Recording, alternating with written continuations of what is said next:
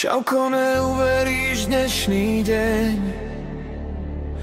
Išiel som s dedom kupovať sviňu na mesoné.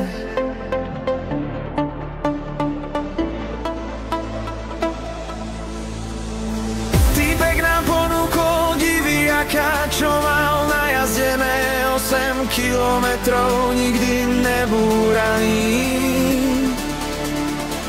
Tak ho dedo sebral domov, že budú klobásky, ne?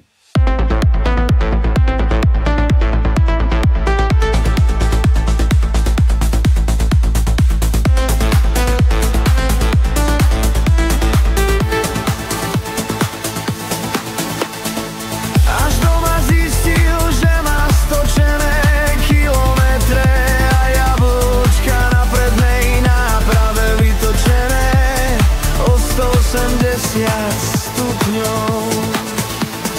Tak sa dedo vrátil a obsral mu bránku. Dobre mu dal? Nie.